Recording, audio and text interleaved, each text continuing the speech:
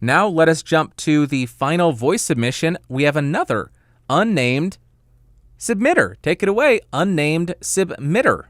Bandrew, have you had any issues with audio bleed through from your headphones? I noticed that you like to wear the Sennheiser headphones that are open back, and I'm looking at some Beyerdynamic DT990 Pro, which I was able to try them out, and I think they sound great. But should I worry about my microphone capturing audio that bleeds out from those headphones, or is it not really an issue? Unnamed individual, thank you very much for the voice submission, and I have and have not.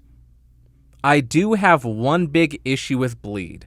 That is when I am recording songs and I have the metronome playing excruciatingly loud because I have the metronome in Logic Pro turned up 20 dB. It's just the loudest thing. It's over every single instrument by an order of 2x. Maybe not 2x, it's not that bad, but it's really loud. When I'm recording music and I have the microphone on the acoustic for a full mix, then yes, I get bleed of the metronome into the microphone. That's a unique situation. If you're not using a very loud click track, or if I am not using a really loud click track, I do not have that issue. If you want to hear that, go watch almost any review, because when I'm doing the voice section of it, this is how far I am away from a microphone typically. I'm typically about 4 or 5 inches away. And while I'm recording, I have a click track going in my headphones because I have a bunch of guitar takes. I do the guitar take and I duplicate it over and over again and do 5, 6, 7 vocal takes to try to get one that I'm okay with. That's the secret sauce. I just do it over and over and over again until it's not, I won't say it's not bad, it's the least bad. That's how I approach it, and I have all of that to a click track so I know when to come in. And I do have that issue. For podcasting, I have never had that issue because I am just a loner sitting in a bedroom talking into a microphone with no other sound sources playing through my headphones. So because of that, there's very little chance of bleed occurring because the only thing that I'm monitoring is zero latency monitoring.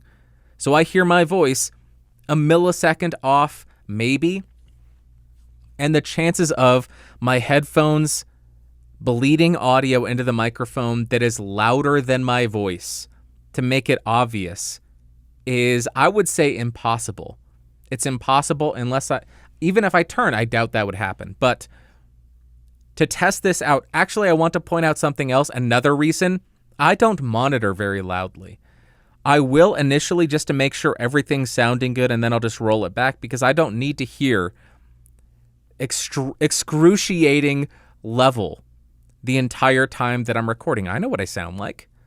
I do like hearing it a little bit because that will allow me to make sure that I'm not swallowing really loudly or popping or clipping the microphone. So I do monitor quietly.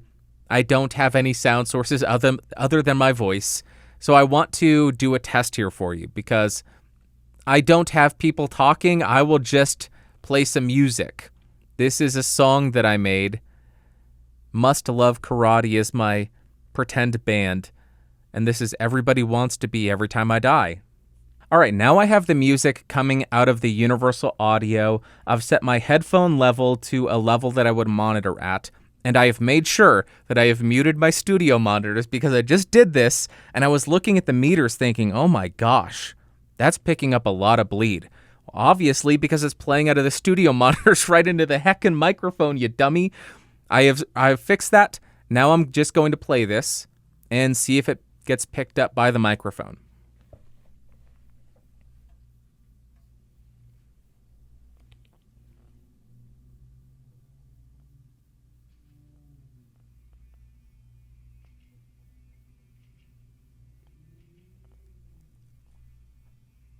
I'm not seeing much movement on the meter. Let me actually rotate so my headphone is pointed right at the mic.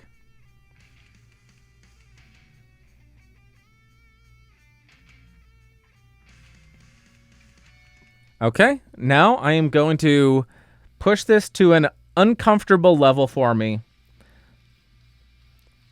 That's about the loudest I would ever monitor. That's too loud to monitor. And I will push it to more of an uncomfortable listening level. Okay. Is that coming through the microphone? Let me go ahead and...